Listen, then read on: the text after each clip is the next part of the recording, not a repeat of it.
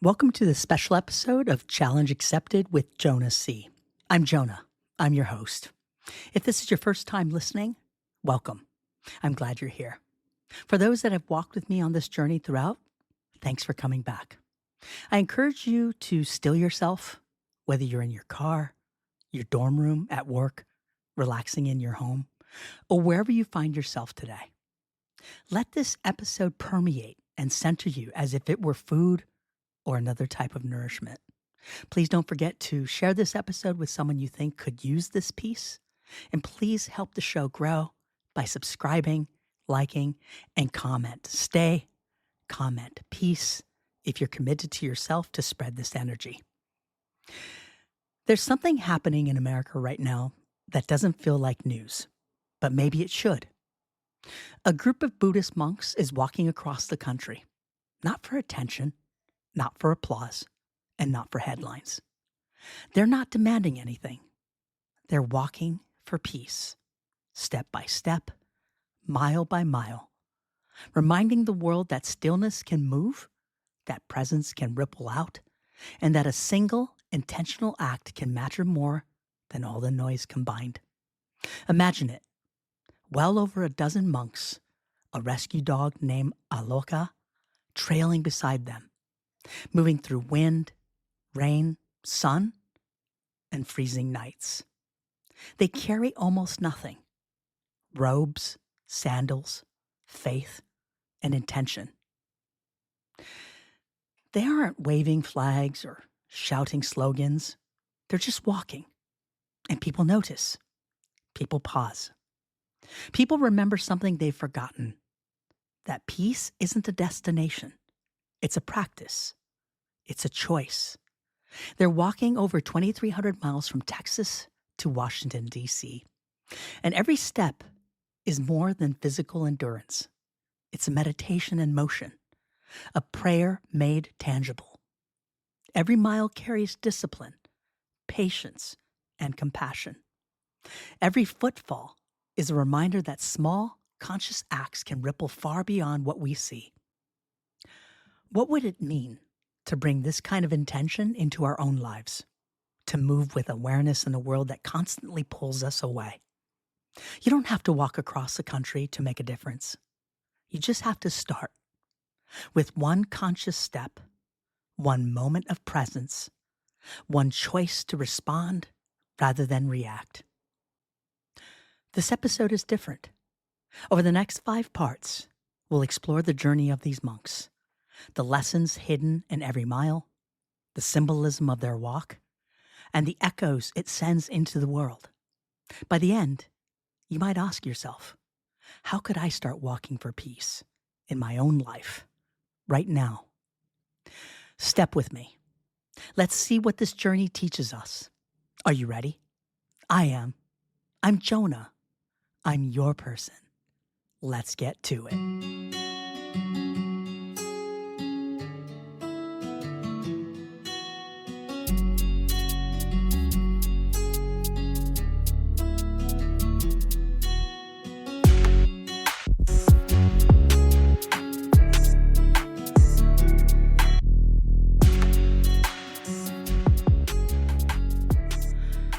Before we talk about peace as a mindset, we have to talk about discipline. Not discipline as punishment, discipline as devotion. The monks walking across the country didn't wake up one morning and decide this casually. This walk is an extension of how they already live. Their days are structured around mindfulness, restraint, awareness, and intention. So when they walk, they're not adding peace to their lives. They're expressing it.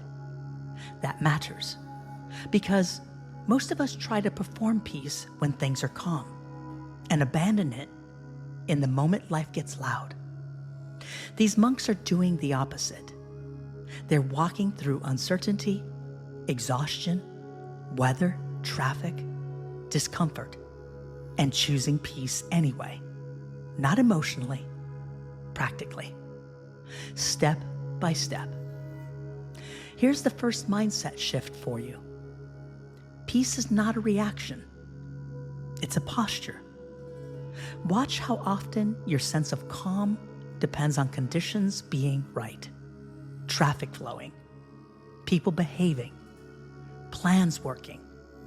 Now contrast that with someone who has trained themselves to bring steadiness into unstable environments. That's not personality. That's practice. The monks aren't walking to escape the world.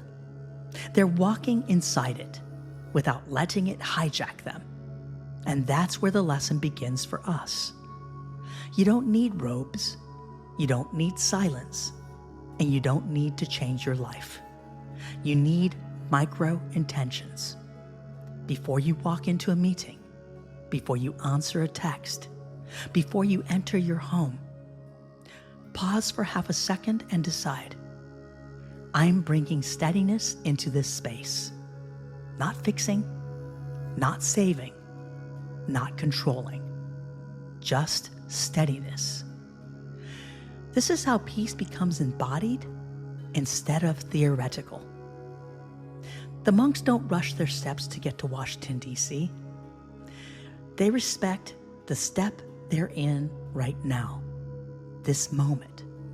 And most of us lose peace because we're mentally somewhere else. The next task, the next conflict, the next worry. So here's your first walking practice. Even if you never leave your neighborhood, when you move today, move on purpose. Feel your feet. Slow your breath slightly. Let your body arrive before your thoughts do. Peace starts when the nervous system realizes it doesn't need to sprint through life to survive it.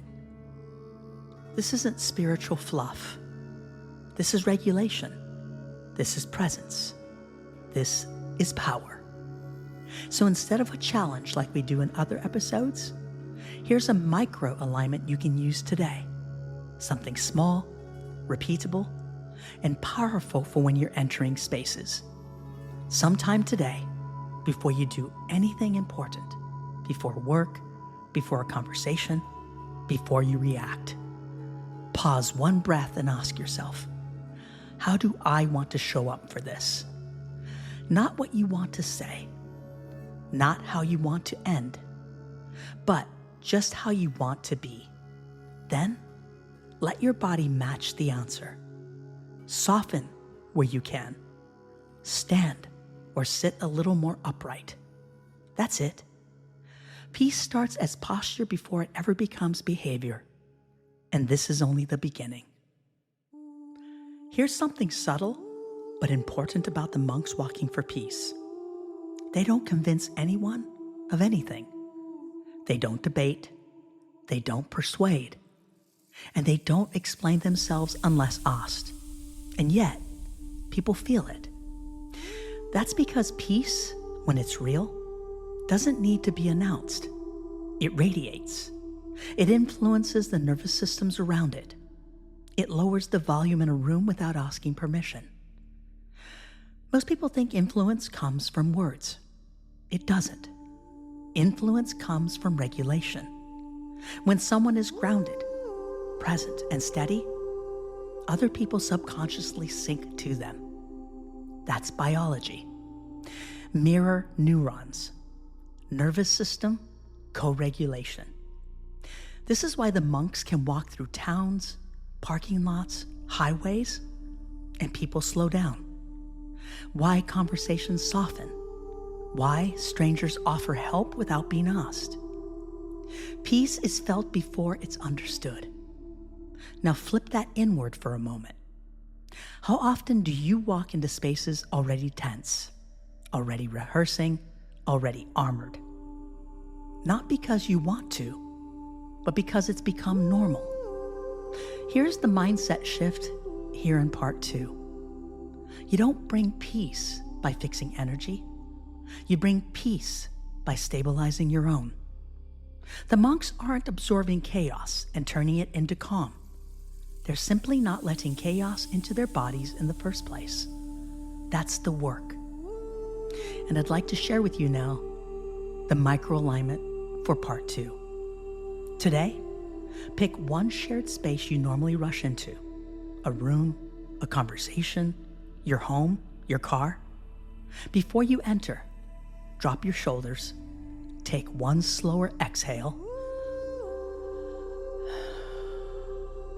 decide quietly, I'm not here to escalate anything. That's it. No fixing, no controlling, no performing peace. Just notice what shifts in you and around you. Next, we'll take this even deeper into peace in motion and how movement itself becomes a form of meditation, not escape. Keep walking with me. Most people think peace only exists when things slow down, when you sit still, when the noise stops, when life gives you a break. But the monks walking for peace are teaching something deeper. Peace doesn't require stillness. It requires presence. They're not waiting for quiet roads or perfect conditions. They're walking through traffic, weather, unpredictability, and staying with their bodies the entire time. Each step becomes a form of meditation, not escape. And that matters because most of us don't live still lives. We live in motion. We move through errands, conversations, work, screens, responsibilities. And somewhere along the way, we disconnect from our bodies and live almost entirely in our heads. That's where tension builds. Peace in motion is about bringing your awareness back into your whole body whilst you move. Not changing what you're doing, changing how you're doing it. Walking to your car, driving to work, standing in a line, scrolling your phone. Instead of mentally rushing ahead, let your body catch up. Feel your feet when you walk. Notice your hands on the steering wheel. Unclench your jaw without forcing it. This is moving meditation. The monks aren't trying to get somewhere faster. They're letting each step be complete. And when a step is complete, the nervous system settles. When the nervous system settles, the mind follows. Here's the shift in this part. Peace doesn't come from stopping life. It comes from inhabiting it. You don't need silence. You don't need incense. You don't need a special practice. You need attention.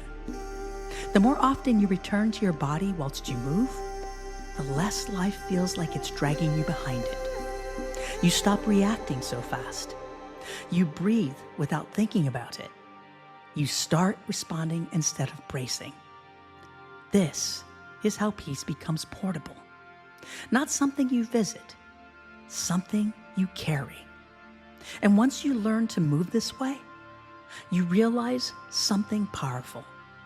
You were never meant to escape the world to find peace. You were meant to walk through it differently. Next, we'll take this even further into how peace shows up in moments of tension, disagreement, and stress, where it matters most. And I'd like to share with you a microalignment for part 3. The next time you're moving, walking, driving, standing in line, bring your attention to one physical sensation: your feet, your hands, or your breath. Don't change anything. Just stay with it for 3 steps or 3 breaths, then continue on. That's moving meditation. Peace carried forward. Keep walking. Walking for peace sounds beautiful until pressure shows up. The monks don't just walk through quiet mornings and empty roads. They walk through heat, exhaustion, impatience, and unpredictability. And this is where their practice actually matters. Not when things are calm, but when they're not. This is where most of us lose peace. Not in the big moments, but in those small frictions. The interruption, the tone, the delay, the disagreement. Peace breaks down when we feel rushed, challenged, or misunderstood. The body tightens. The mind speeds up. We react before we realize what's happening. But peace under pressure isn't about staying soft. It's about staying aware. The monks don't suppress discomfort. They notice it and don't let it drive the next step. That's the difference. Here's the shift in this part. Pressure doesn't remove peace. Unawareness does. When tension shows up, you always have a fraction of a second before you respond. That moment is small, but it's powerful. That's where choice lives. Peace here isn't silence or agreement. It's restraint. It's not escalating. It's knowing you don't have to match intensity to be respected. Most conflict isn't caused by disagreement. It's caused by nervous systems colliding. The monks walk through discomfort without needing to push it outward. And we can do the same in conversations, meetings, relationships, by letting intensity pass through us instead of out of us. That's walking for peace when it actually counts. Let's talk about the microalignment here for part 4. When tension shows up in a conversation, a moment, or your body, pause long enough to notice where you feel it. Your chest, your jaw, your stomach. Breathe there once, then choose your response from that awareness, not from the tension itself. At some point, the monks will reach their destination, Washington, D.C., the end of the road. And when they do, the walk won't be over, because the point was never the miles. It was the way of moving through them. That's the part most people miss. Peace isn't something you arrive at once everything settles down. It's something you carry into motion, into tension, into ordinary moments that don't feel spiritual at all. What these monks are really offering us isn't an example to copy, but a reminder to remember. Peace doesn't require retreat. It requires relationship with your body, your breath, your choices. You've heard it throughout this episode. Peace is posture. Peace as influence. Peace in motion. And peace under pressure. None of these are ideas. They're ways of being. And they don't ask you to change your life. They ask you to inhabit it differently. To walk into rooms without bracing. To walk without rushing ahead of yourself. To meet tension without becoming it. This is how footsteps become mindsets. The monks may be walking across a country, but most of us are walking through conversations, responsibilities, and decisions that shape our days. And every one of those moments offers the same quiet choice.